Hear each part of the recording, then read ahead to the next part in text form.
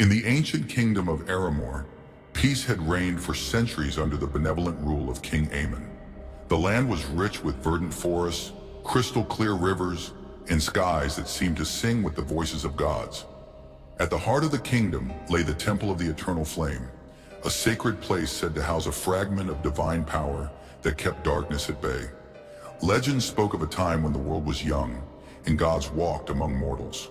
They granted humanity gifts of fire, knowledge, and life itself. But with gifts came greed, and men grew bold, seeking to dethrone their makers. In a cataclysmic war, the gods retreated, leaving behind only one relic of their power, the Eternal Flame. To protect it, they appointed a guardian, an immortal being of divine strength, chosen from the bloodline of kings. Yet over the centuries, the prophecy of the Last Guardian was forgotten. The people of Aramore no longer believed in gods or the dark forces that once plagued the world. They believed the Eternal Flame was a mere symbol, a myth kept alive by old priests who feared change. But prophecies are not made to be forgotten. Far to the north, in the desolate wastelands of Umbergore, something ancient stirred beneath the earth.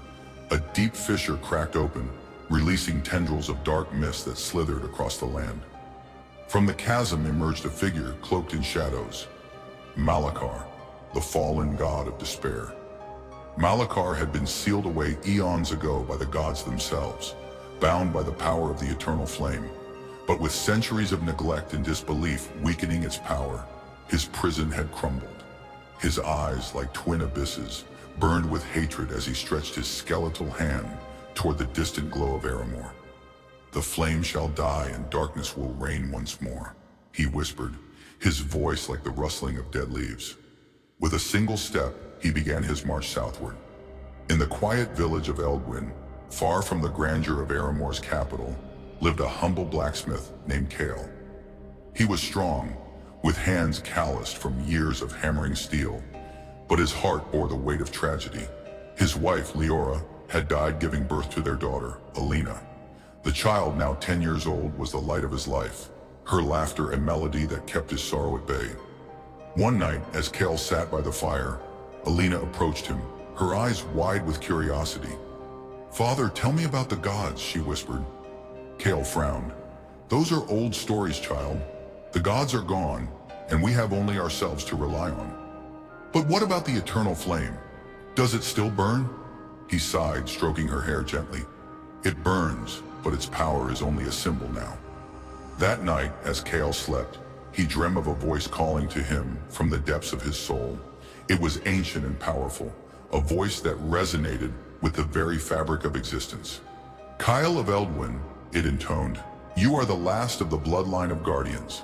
The Eternal Flame wanes and darkness rises. You must awaken the power within you." Kyle awoke in a cold sweat, his heart racing.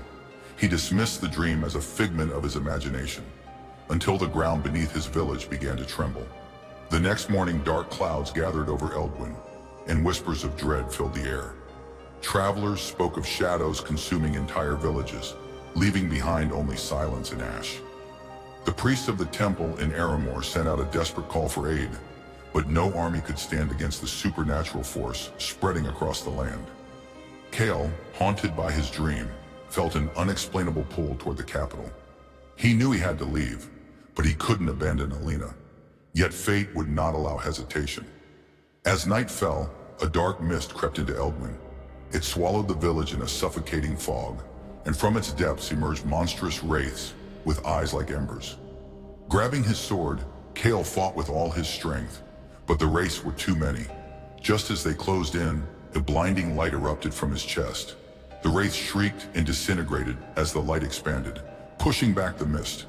When the light faded, Kyle stood trembling, his sword glowing with divine fire. "You are the Guardian," a voice echoed in his mind. "Protect the flame. Save the world." Kyle and Alina journeyed to Aramore, where they found the temple under siege. Malakar's forces had already breached the outer sanctum, and the high priest lay dying at the altar. "The flame must not be extinguished," the priest gasped. "You are our last hope." With his dying breath, he placed a medallion in Kale's hand, a relic imbued with the power of the gods. The medallion burned with a fierce heat, fusing itself into Cal's palm. Guided by visions, Cal navigated the labyrinthine corridors of the temple, each step bringing him closer to the eternal flame. Along the way, he faced trials of mind, body, and spirit. He battled illusions that preyed on his deepest fears, wrestled with shadows that mimicked